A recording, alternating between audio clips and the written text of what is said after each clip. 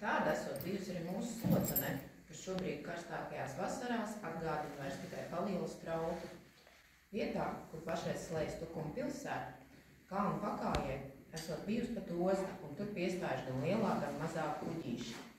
Jo tajos senajos laikos no ostas uz tirgus laukumu kalnā esot vedis stāvs un no akmeņiem bruģēts ceļš.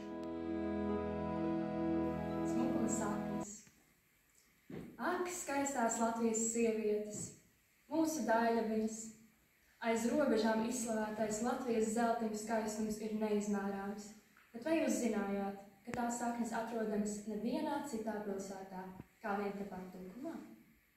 Katrā ziņā Tukums bija pārtapis par rožu pilsētu, un ikviena tuvāko provinču skaisto bija vismaz reizi iegriezusies Tukumā pēc sava skaistuma devas.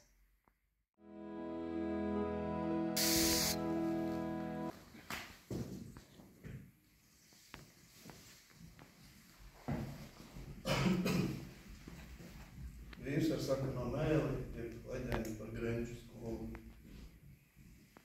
Ir vēls rudens. Saule jau pēcpusdienā paslēpjas aiz apāršņa, un pulksteni 6 valda tik bieza tumsa, ka mūsu mazajiem meškopju pulceņiem neatliek nekas cits, kā atgriezties naktsmītnē, bijušajā mešsarga mājā. Pēc kārtīgām vakariņām, kā allaži aizskanām kamīnu, un amulīgi pavadām vakar, daloties atmiņās par aizgājušiem laikiem, un stāstot cits citam visādus blēņu stāstus. Šovakar tā kārta kaģīta. Ko es daudz varu pastāstīt, tikai to pašu, ko visi tāpat jau zina. Vārdu sakot, brīvības laukuma pārbūvēšanas epopeja, visi tie monstrīgie un simtreiz pārmaksātie projekti cilvēkiem jau sen bija līdz kaklam.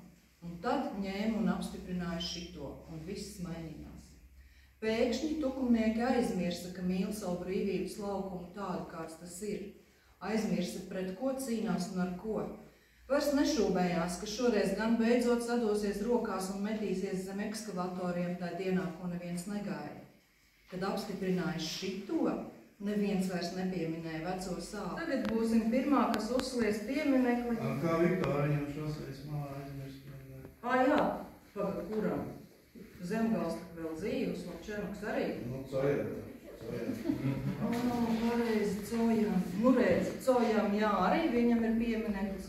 Ziedātājiem, rakstniekiem. Tuvāk un tuvāk aizspriežās aš līdz Trojas karam.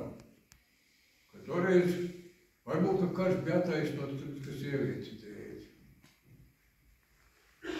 Nu, bet tālāk viņi to neattīst un aizāķējas tieķi rokturējis kārts, uzšļūkā apkārt kaut ko pie sevis murminot. Nu, mēs ieklausāmies. Vai es esmu cilvēks? Kas ir cilvēks?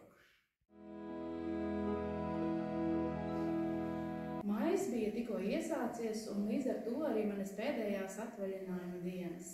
Ar Andri mēs nebijām redzējušies gadus 5, tāpēc atkal satikšanās prieks bija jo lielāks. Viņš bija nedaudz apvēlies, un mati deniņos bija sākuši sirmot. Negribējās pat domāt par to, kā viņa acīm izskatos es pati.